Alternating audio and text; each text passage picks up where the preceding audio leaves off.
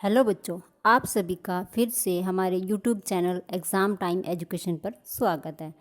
तो बच्चों, आज हम 6th क्लास के साइंस के लेसन नंबर 5 पदार्थों का पृथक्करण के बारे में जानेंगे और उससे संबंधित सभी प्रश्नों को हल करेंगे। वीडियो को पूरा देखिए ताकि आपका कोई भी क्वेश्चन जो है वो मिस ना हो।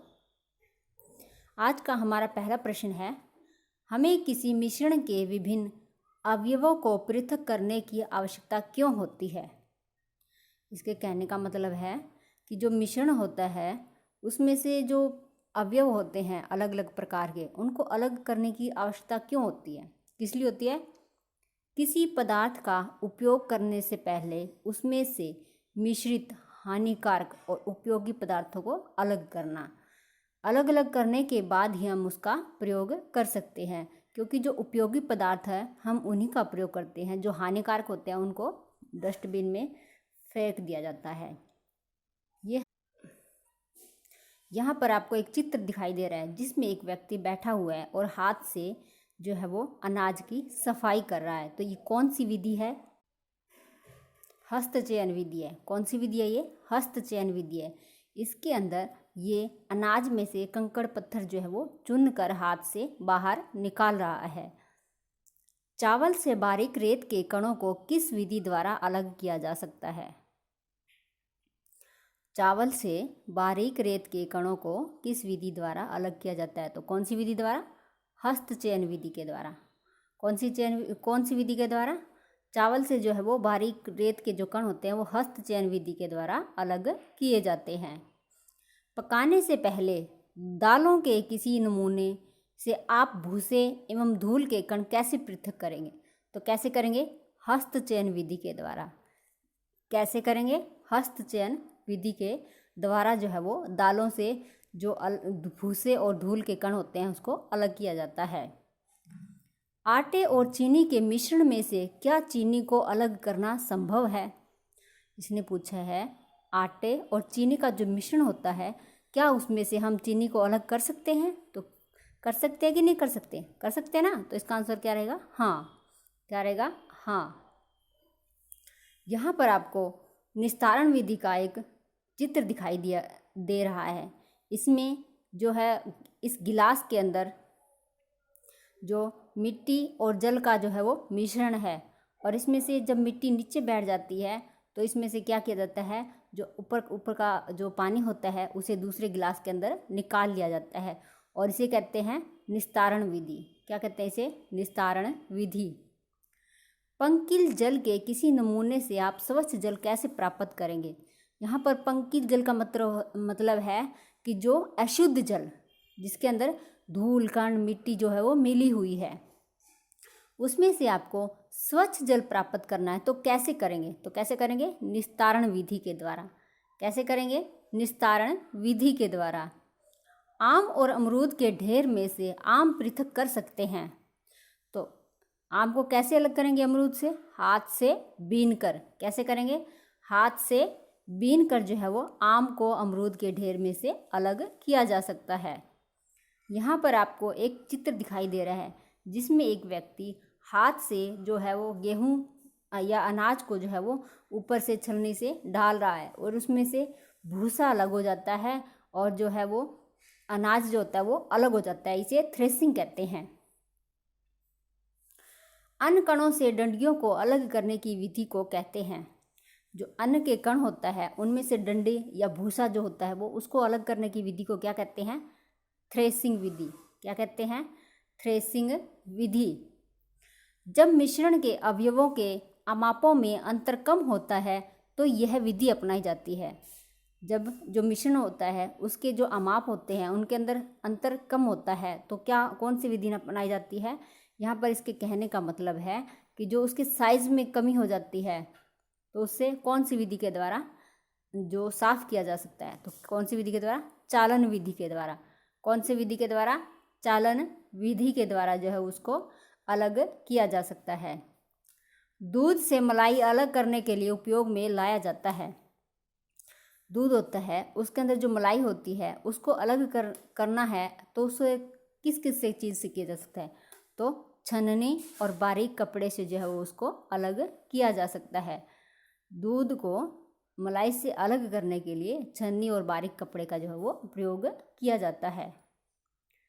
जल से नमक को पृथक करने के लिए किस विधि का उपयोग किया जाता है? जब जल में से नमक को अलग करना है तो कौन सी विधि होती है? वाष्पन विधि। कौन सी होती है? वाष्पन विधि में फिटकरी का उपयोग होता है। तो फिटकरी का उपयोग किसके लिए होता है? भारण के लिए। किसके लिए होता है? भारण के लिए जो है वो फिटकरी का उपयोग किया जाता है। यहाँ पर आपको एक पिक्चर दिखाई दे रही है। इस पिक्चर के अंदर यहाँ पर इस केतली के नीचे जो है वो आग जल रही है, जिससे पानी उबल रहा है और उबलने के बाद यहाँ से भाप बनकर निकल रहा है।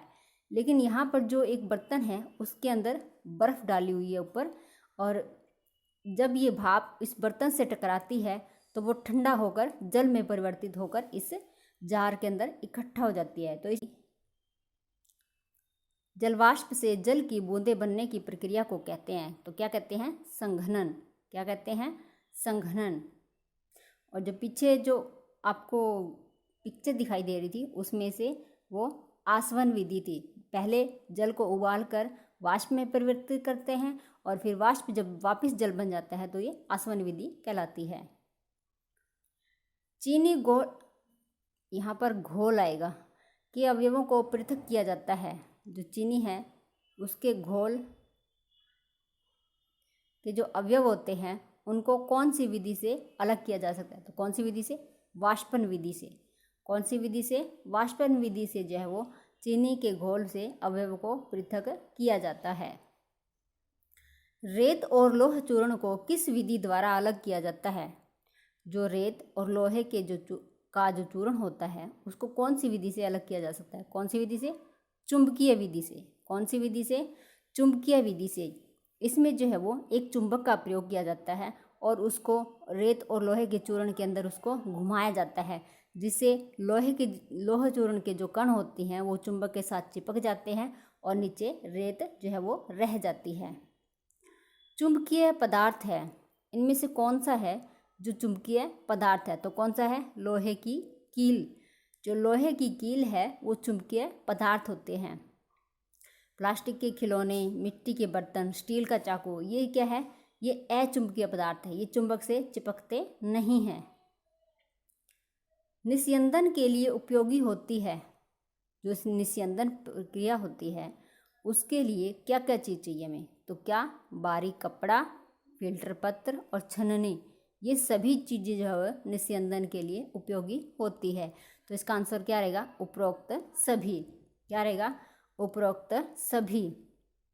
यहाँ पर आपको एक मटका दिखाई दे रहा है और इसके ऊपर जो है वो दही जो मथने के लिए जो होती है मथनी वो लगाई हुई है। तो ये कौन सी विधि है? मंथन विधि है। ये कौन सी विधि है? ये मंथन विधि है। इस विधि से दूध से जो है वो मक्खन को अलग किया जाता है। दही से मक्खन को पृथक करने की विधि है, तो कौन सी विधि है? मंथन विधि। कौन सी होती है? मंथन विधि के द्वारा दही से मक्खन को अलग किया जाता है। मिश्रण किसे कहते हैं? मिश्रण क्या होता है? दो या दो से अधिक तत्वों को किसी अनुपात में मिलाना ही क्या होता है? मिश्रण होता है। क्या होता है? दो या दो से अधिक तत्वों को किसी अनुपात में मिलाना मिश्रण कहलाता है।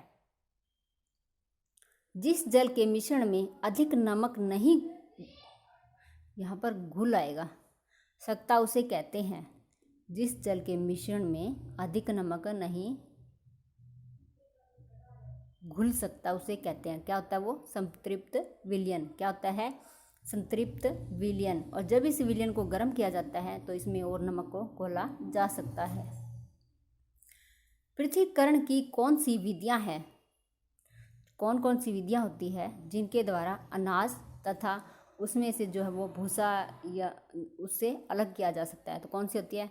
हस्तचयन, थ्रेसिंग, निष्पादन, अवसादन, निस्तारण और निस्यंदन। ये सभी जो प्रक्रियाएं होती है वो पृथक्करण की विधियां होती है। तो इसका आंसर क्या रहेगा? उपरोक्त सभी। क्या रहेगा? उपरोक्त सभी। यहाँ पर आपको एक चित्र दिखाई दे रहा है। एक महिला जो है वो मेज के ऊपर खड़ी है और अनाज को जो है वो ऊपर से गिरा रही है और जब हवा आ रही है तो उससे भूसा और अनाज जो है वो अलग अलग हो रहा है। इसे क्या कहते हैं? निष्पावन। क्या कहते हैं इसे? निष्पावन विधि कहते हैं। इस विधि में वायु की सहायता से मिश्रण के अवयव पृथक किए जाते हैं। क्या किया जाता है? इस विधि में वायु की सहायता से मिश्रण के अवयव जो है वो अलग किए जाते हैं, पृथक किए जाते हैं। तो कौन सी होती है? निष्पावन विधि। कौन सी होती है? निष्पावन विधि। हम पदार्थों को पृथक क्यों करते हैं? पदार्थों को पृथक क्यों किया जाता है? उपयोगी पदार्थों के लिए। किस लिए करते हैं? उपयोगी पदार्थों की प्राप्ति के लिए, ताकि जो भूसा है वो अलग हो जाए और जो उपयोगी पदार्थ है वो हमारे पास आ जाए। विलयन होता है। विलयन क्या होता है? किसी विलय का विलायक में बना समांगी मिश्रण जो होता है वो विलयन होता है। क्या होता है वो? विलयन होता है। नेक्स्ट है वाष्पन होता है। वाष्पन क्या होता है? द्रव को वाष्प में परिवर्तित करना ही क्या होता है? वाष्पन होता है। जो जल द्रव अवस्था में होते हैं, जब उसको उबाला जाता है तो वो वाष्प में परिवर्तित हो जाता है और वो वाष्पन क्रिया होती है। अशुद्ध पदार्थ होते हैं। अशुद्ध पदार्थ कौन कौन से होते हैं? भिन्न भिन्न अणुओं का मिश्रण। रेत और जल का मिश्रण क्या है? ये अशुद्ध पदार्थ है। तो इसका आंसर क्या रहेगा? ए और सी दोनों। क्या रहेगा? ए और सी दोनों। अशुद्ध पदार्थ जिसमें अलग अलग पदार्थ जो होते हैं वो मिले होते हैं, अशुद्धियाँ मिली होती है, और जब उसको अलग कर लिया जाता है तो उससे क्या होता है? हमें शुद्ध पदार्थ जो होते हैं वो प्राप्त हो जाते हैं। तो बच्चों, आज के हमारे ये प्रश्न यहीं पर समाप्त होते हैं। आपको सभी क्वेश्चंस के आंसर जो है वो कमेंट बॉक्स में लिखकर हमें भेजने हैं। वीडियो को लाइक और शेयर करना न भूलें, और हाँ, यदि आप पहली बार हमारे चैनल पर आए हैं तो चैनल को सब्सक्राइब कर लें व पास के बेल आइकन को भी दबा लें, ताकि जब भी कोई नई वीडियो अपलोड हो तो उसका नोटिफिकेशन आपको सबसे पहले मिल जाए और आपकी कोई भी वीडियो मिस ना हो। इस वीडियो को अपने फ्रेंड्स के साथ ज़्यादा से ज़्यादा शेयर करें ताकि वे भी इसका फ़ायदा उठा सकें। और जो क्वेश्चन मैं करवा रही हूँ वही क्वेश्चन जो है वो आपके वर्कशीट के अंदर भी होते हैं, तो आप इसकी सहायता से अपनी वर्कशीट भी कंप्लीट कर सकते हैं।